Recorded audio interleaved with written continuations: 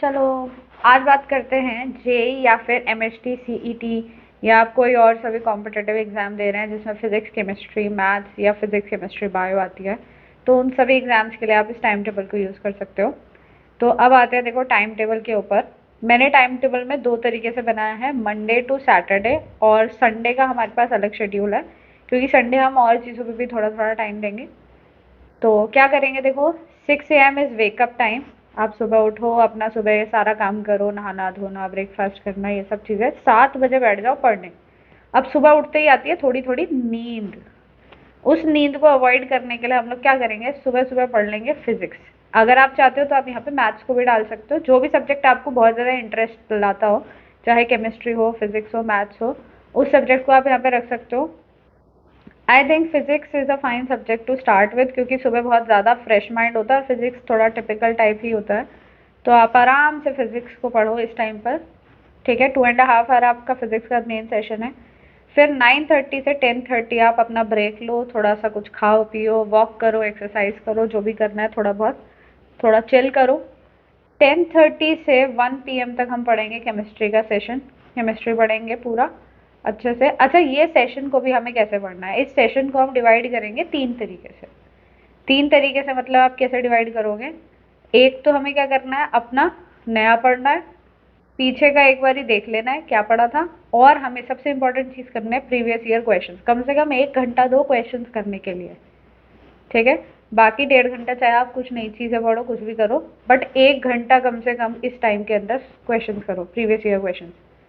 फिर 1 बजे से 2 बजे तक यानी 1 PM to 2 PM lunch break है, आप अपना लंच करो, थोड़ा सा चिल कर लो, इंस्टा चला लो, ये सब चीज़ें कर लो, यूट्यूब देख लो। 2 PM से 5:30 PM मैथ्स पढ़ो। 5:30 to 6 PM अपना थोड़ा सा रिलैक्सेशन टाइम है, बात बात करो घर पे, पेरेंट्स के साथ बैठ जाओ, थोड़ा सा उनको देख लो, उनका कोई काम है तो वो कर दो। 6 PM to 7 PM अपना डिनर ब्रेक लो। अब आते हैं देखो रिवीजन पे या फिर एडिशनल स्टडी टाइम, मतलब कि अगर आपको कोई क्वेश्चन सॉल्व करना है या आपको पेपर, मान लीजिए मेंस का पेपर है आपको सॉल्व करना है, तो या एडवांस का आपको पेपर प्रीवियस ईयर सॉल्व करना है, तो उसके लिए 7 to 10 PM is the best time.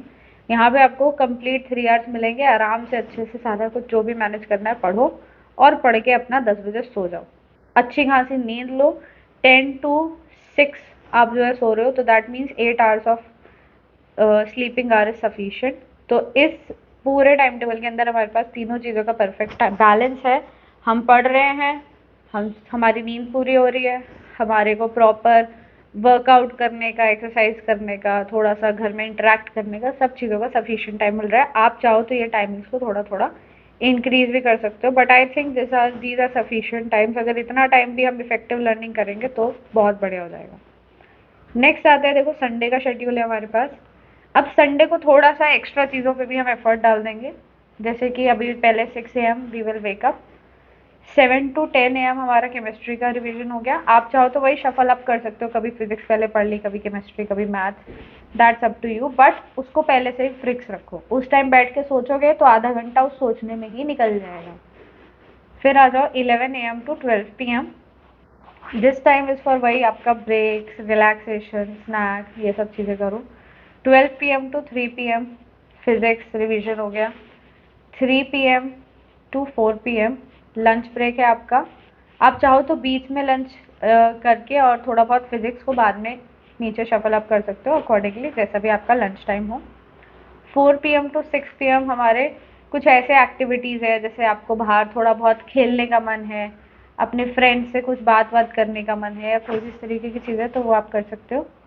Next is हमारे पास 6 PM to 7 PM, वही अपना डिनर करो, फिर मैथ्स पढ़ो 7 to 10, और फिर अपना वही सो जाओ। I hope you will follow these all activities accordingly, and bye bye for next time.